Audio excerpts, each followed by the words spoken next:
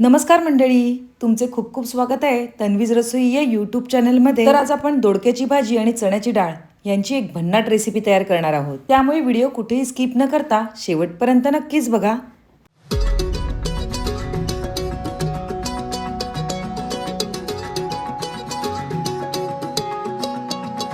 चला तर थेट रेसिपीकडे वळूया. दोडक्याची भाजी आणि चण्याची डाळ ही रेसिपी बनवण्यासाठी 2 तास अगोदरच मी चण्याची डाळ भिजत घातलेली. म्हणजे काय आहे, चण्याची डाळ व्यवस्थित भिजली जाईल आणि ती शिजेल सुद्धा. ही जवळपास 250 ग्रॅम एवढी दोडकी आहेत आणि मी अगोदरच धुवून घेतलेली. दोडक्यांना पडवळ सुद्धा बोलतात. आता ही पडवळ आपल्याला कसे कापायचे आहेत ते बघून घेऊया. सगळ्यात पहिले मधून आपल्याला कापून घ्यायचे हा पडवळ आणि त्याच्या मधल्या ज्या बिया आहेत त्या आपल्याला संपूर्णपणे काढून घ्यायच्या आहेत. काही दोडक्यामध्ये बिया आहेत आणि काही नाही आहेत. ज्या आहेत त्या आपण कापून घ्यायच्या आहेत आणि व्हिडिओमध्ये दाखवल्याप्रमाणे आपल्याला हे दोडकं म्हणजेच पडवळ कापून घ्यायचं आहे. शिवाय पावसाळ्यामध्ये ह्या भाजीची चव आहे ना, ही खरंच खूपच छान लागते. तसेच तोपर्यंत तुम्ही सांगा, तुम्ही आपल्या चॅनलला सबस्क्राईब केलं की नाही. जर सबस्क्राईब केलं असेल तर ठीकच आहे आणि जर सबस्क्राईब केलं नसेल तर पटकन सबस्क्राईब करा. म्हणजे असे साधे सोपे खमंग आणि चविष्ट रेसिपी तुम्हाला नेहमी बघायला भेटतील. सर्व दोडकी आपल्याला अशाच प्रकारे कापून घ्यायची आहेत.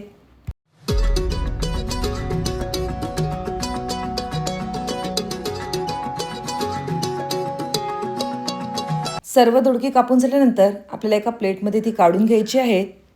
आणि दोडक्यांना थोडासा उग्रसपणा असतो आणि ती छान शिजण्यासाठी आपण यावर मीठ घालून ठेवणार आहोत. आणि पुढे मी दाखवणारच आहे काय करायचं आहे ते. फक्त मीठ आपल्याला थोडंसं पाणी सुटेपर्यंत तसंच बाजूला ठेवून द्यायचं आहे. तोपर्यंत आपण पुढची तयारी करून घेऊया. तर ही भाजी आपल्याला बनवण्यासाठी कांदा कापून घ्यायचा आहे. तर मी 2 मीडियम साईजचे कांदे येथे घेतलेले आहेत. तसेच 4 पाकळ्या लसणाच्या घेतलेल्या आहेत. आता हा कांदा आपल्याला बारीक असा चिरून घ्यायचा आहे. तर आपण कांदा बारीक चिरून घेऊया.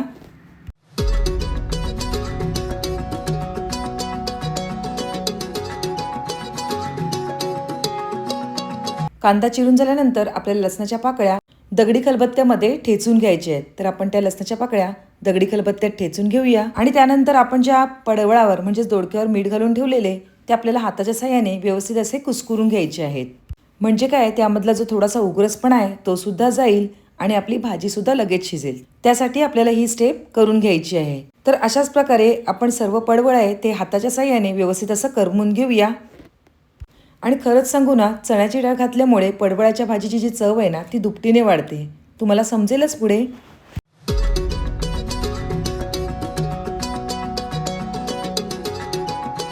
आता कुस्करून घेतलेले पडवळ बाजूला ठेवून घेऊया आणि अजून थोडी तयारी करून घेऊया.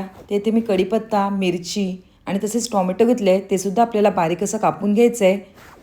तर मिरची आपली कापून झालेली आहे. तशाच प्रकारे आपल्याला टोमॅटोसुद्धा कापून घ्यायचं आहे.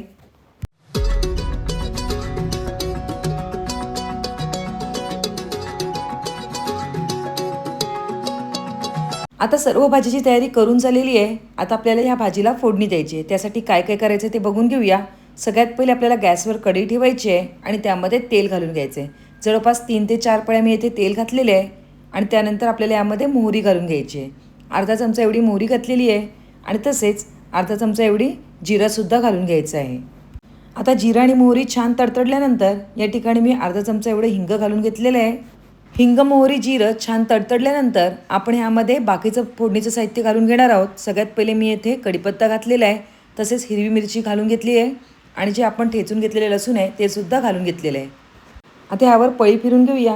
म्हणजे याचा जो सगळा सुगंध आहे तो ह्या तेलामध्ये उतरला जाईल. सर्व व्यवस्थित परतून झाल्यानंतर आपण 2 मीडियम साईजचे जे कांदे आहेत ते कापून घेतलेले ह्यामध्ये घालून घ्यायचे आहेत. तर आपण कांदे ह्यामध्ये घालून घेऊया आणि त्याला छान गोल्डन रंग येईपर्यंत व्यवस्थित असं परतवून घ्यायचं आहे. जेवढी आपण भाजी छान मंद आचेवर व्यवस्थित करू ना तेवढी आपल्या भाजीची चवसुद्धा वाढते. त्यामुळे आपल्याला एकदम स्लोसुद्धा नाही, मीडियम अशा आचेवर आपल्याला कांदा छान गोल्डन टू ब्राऊन रंग येईपर्यंत तळून घ्यायचा आहे. आता त्यानंतर अर्धा चमचा एवढी हळद घालून घेतलेली आहे. हळदीचा वास मोडेपर्यंत आपण व्यवस्थित असं परतवून घेऊया. आणि व्यवस्थित परतल्यानंतर आपण जी भिजत घातलेली चणा डाळ आहे पहिले ती ह्यामध्ये घालून घ्यायची आहे. चणा डाळीला आपल्याला एक छान अशी वाफ काढून घ्यायची आहे. पण त्याआधी आपण ही तेलावर पहिले व्यवस्थित अशी परतवून घेऊया.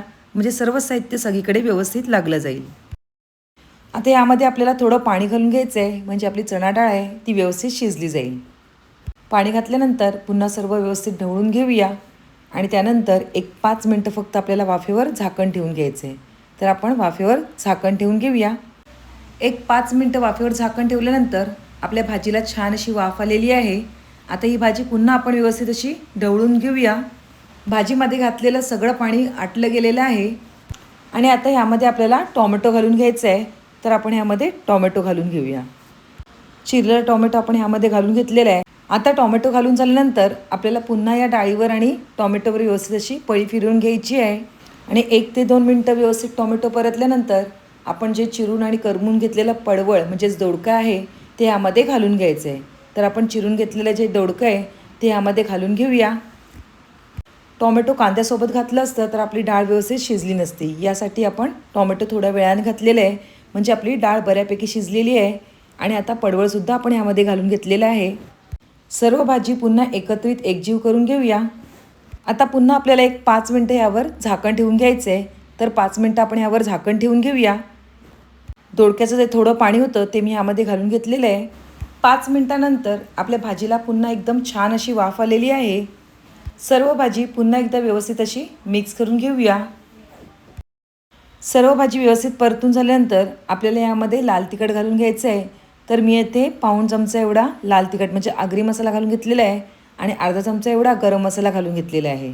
चवीपुरतं मीठ घालून घेऊया कारण मगाशी आपण दोडकं करमताना म्हणजेच कुस्करताना त्यामध्ये थोडं मीठ घातलेलं, त्यामुळे मीठ थोडंसं जपूनच घालायचं आहे. आपण यामध्ये 2 ते 3 हिरव्या मिरच्यासुद्धा घातलेल्या, त्यामुळे तुम्हाला ज्याप्रमाणे तिखट हवं आहे त्याप्रमाणे तुम्ही या ठिकाणी लाल तिखट घालू शकता.